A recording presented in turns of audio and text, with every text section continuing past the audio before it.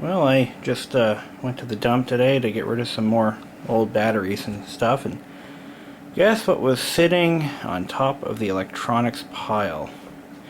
Nicely packed in a little bag with the power supply. This 2005, or possibly even newer, PowerBook G4. This is the 15-inch model. Look at that. The thing is like new. Somebody threw this son of a bitch away. Even has the optional keyboard light. So this was one of the top end models. But it's not perfect. I'll explain. There were a lot of little dents and dings, and here's one big dent here on the bottom. Obviously this machine has seen a very rough life. And this whole edge of the machine, the metal was all rippled, kinda.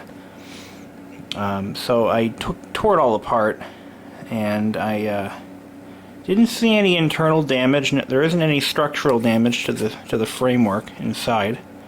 This has an aluminum frame with a metal cladding, aluminum cladding. So I actually used my I actually used an anvil that I've used on many occasions to rebuild these machines. Let me explain. Now, in my job, I service and support roughly 2,000 computers, and so I'm not new to this by any means. I'm not a novice. I've been doing this for 10 years.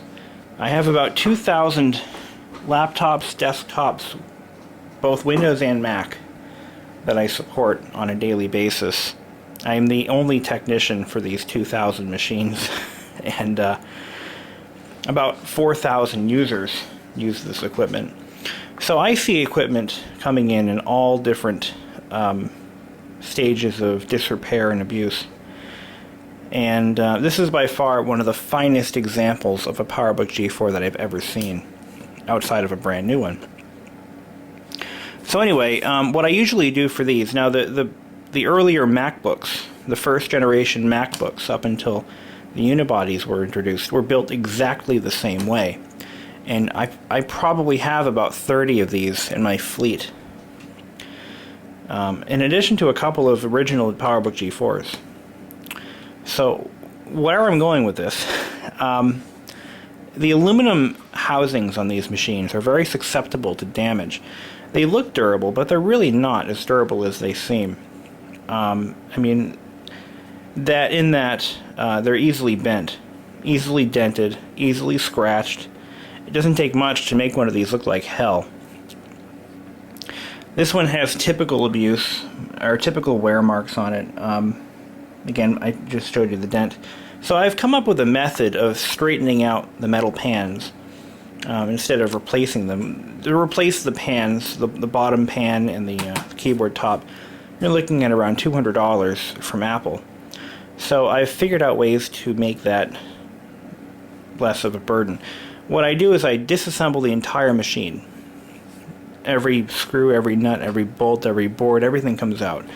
And I take the pan and I actually straighten it by hand using a hammer, like a little ball peen hammer, and I find something flat to use as an anvil that contours to the shape I want to make. So I usually makeshift using other tools as anvils, like wrenches and vice grips and such.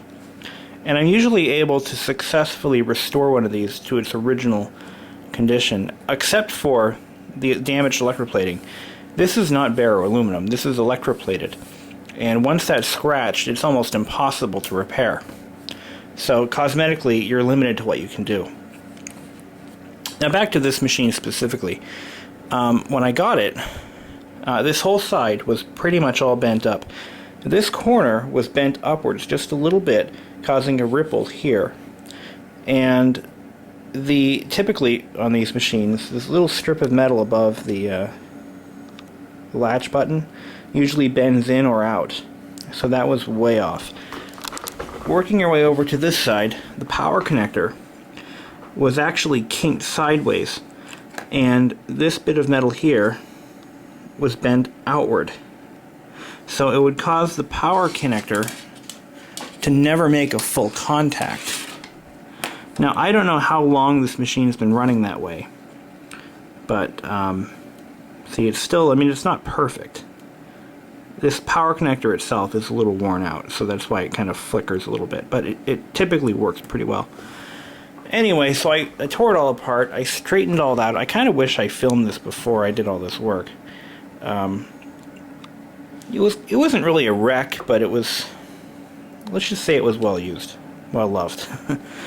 The only thing I could not fix, and this is only because I don't have the part, if you look down inside here, there should be a little metal ridge that attaches to it's like a cast alloy piece that's connected directly to the switch, and that's what the magnetic latch clicks into. This generation notebook has a little latch, and this is why a lot of people didn't like them. The latch would come and swing down through magnetic force. You can just barely see it. As you close the lid, a powerful magnet draws that latch down like that, and then it clicks in, and then you push the button to release, and then it retracts. An ingenious design at the time, because a lot of those little latches would wind up getting broken off, which is why Apple went to that design. And of course, in the newer machines, they have a latchless design which just uses magnets to keep it open and closed, or keep it open, closed. Duh. It's been a long day. Anyway,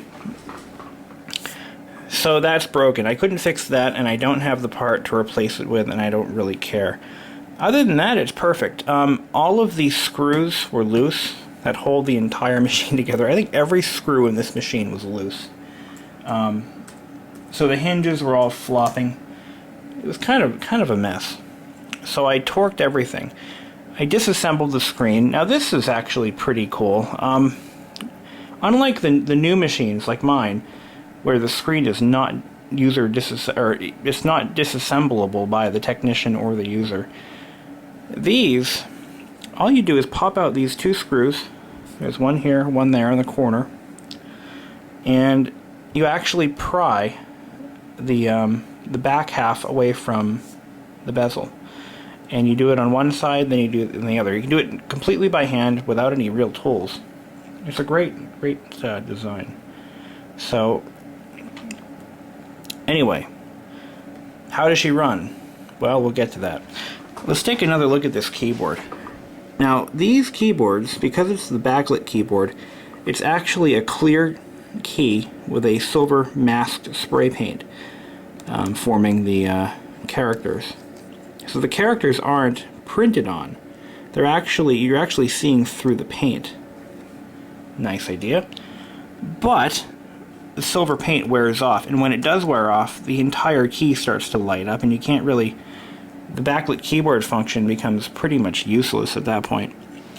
This keyboard has no wear at all. I mean, it's like new. I'm looking at this spacebar, and there is no thumb wear at all on this keyboard.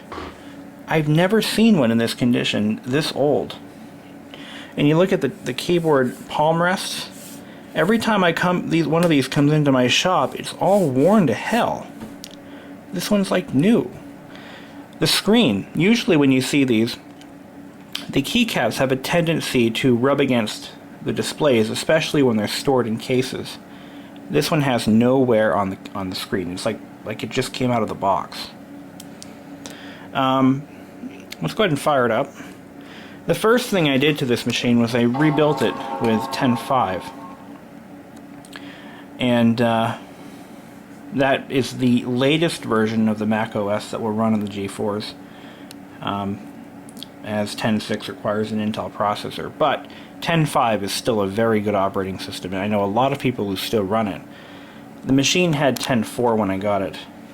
There's a little bit of discoloration on the display here, and that is typical for these. I usually see them in much worse condition though, and that's caused by storing it in a bag or having a lot of weight on top of it.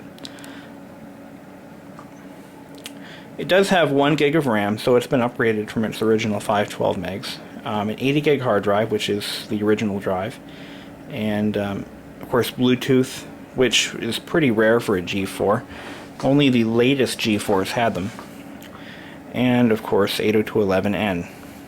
I do believe it has the N adapter, because, again, the very last of the G4s had that as an option. The clock battery is absolutely dead. It does not keep time anymore. But that's easy enough to replace. The battery's right here. And all in all, I'm very impressed with this machine. Because I have 10.5 on it, of course it has Time Machine. And I'm actually in a dilemma right now. I'm not sure if I want to keep this or sell it. But if I sell it, I could get up to $600 for it in this condition, which is pretty cool for a freebie. Why was it thrown away? Well, somebody probably just upgraded to a new MacBook or something, and they didn't have a use for it anymore. That's the only reason I can imagine somebody would get rid of a machine this nice. And they had no idea that it actually has residual value. The G4s are still highly sought after, more so than the G3s, of course. Because the G4s were in production up until the Intel Macs came out back in back in 2007.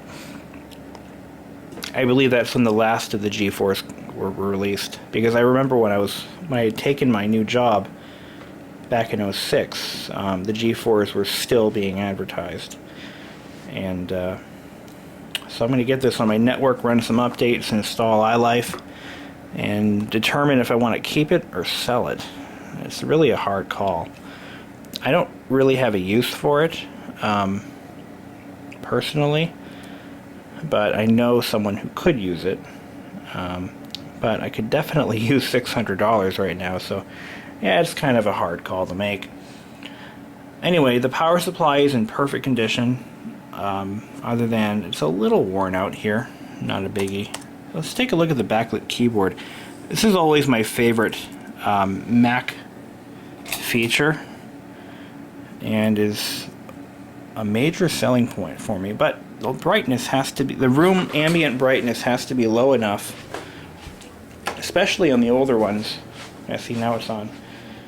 My MacBook Pro keyboard is much brighter, as you can clearly see. This one, not so much, but we'll turn it up as high as it goes. There we go.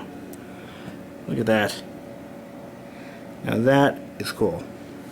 And it's completely automatic. When the lights dim, it turns on. When the lights are on, it turns off. But anyway, so I'm going to do some playing around with this machine and figure out what its fate will be. Until then.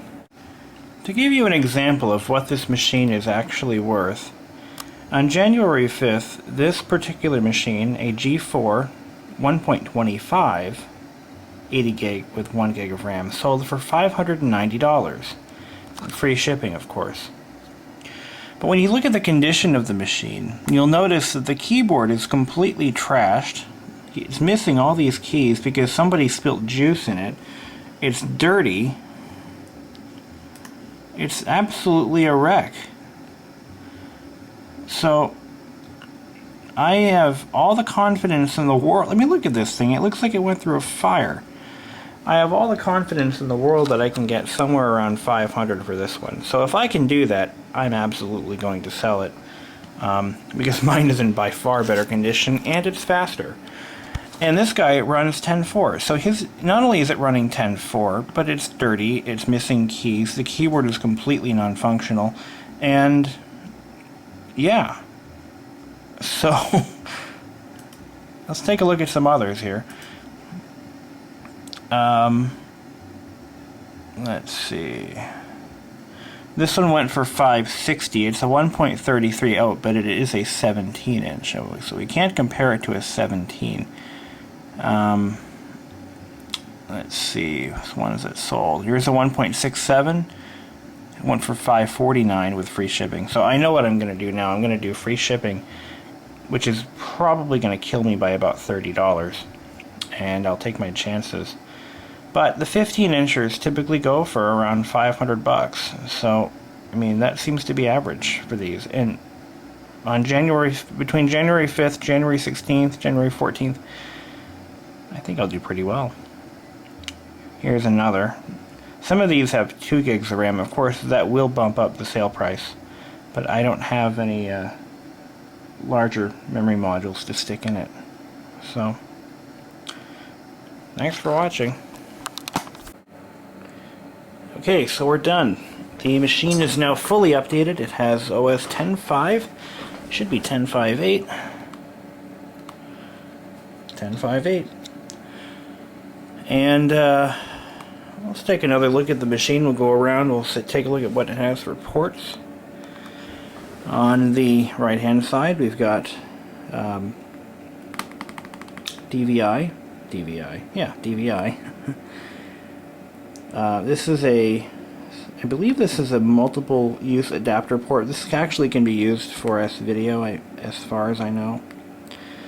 We have an Ethernet jack, we have Firewire 800, Firewire 400, USB, and a Kensington lock.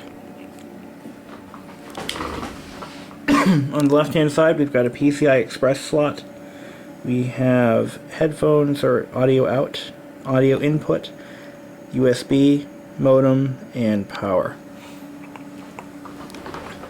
I've already listed this machine on eBay and it's so far doing very well.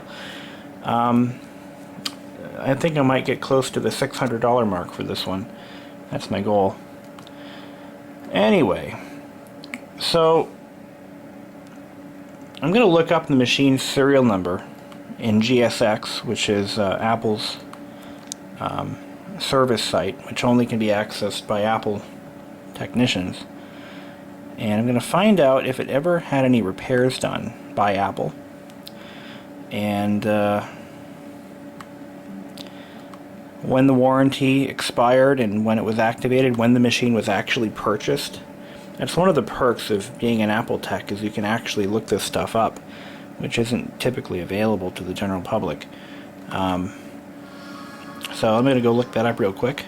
Okay, so here we are. We have the machine description, which is vintage. Wait a minute. Okay, yeah, that's just the generation, not the actual speed. Here is the actual configuration. So it's a 15-inch, 1.5 or 1.33 gigahertz. Here's the actual description. Vintage meaning no longer supported. PowerBook G4, 15.2-inch, 1.5 CPU. 512 RAM, 80 gig hard drive.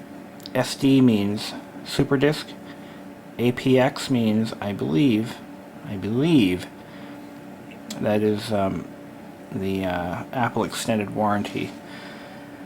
So it was purchased 12/31/04. Warranty was covered until 12/30/07. So that means it had the 3-year warranty. So up until almost 2008, it was covered. Purchase date 12/31/04, United States. Now let's look at the repair history, if it's still there. Not there anymore. Oh, there it is. Okay. Sometimes if you're lucky, you'll get some pretty gnarly information, but there's nothing here at all. So the machine has never been serviced in its entire life by an Apple authorized service provider. Cool. So it's been a fairly reliable machine throughout its life.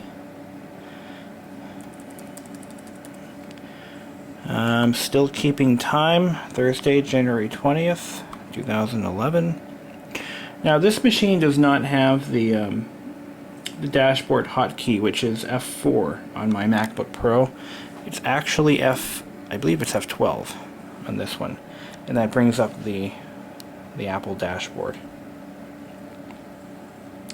Pretty cool. And we'll just click here to get out of there. Not really much else to show you. Works pretty good. Wireless is working fine. Bluetooth is working just fine. The battery sucks. The battery only lasts about 5 minutes. So it will definitely need a new battery if I were to use it as a portable machine. But anyway, look at this keyboard. It's like brand new. Damn.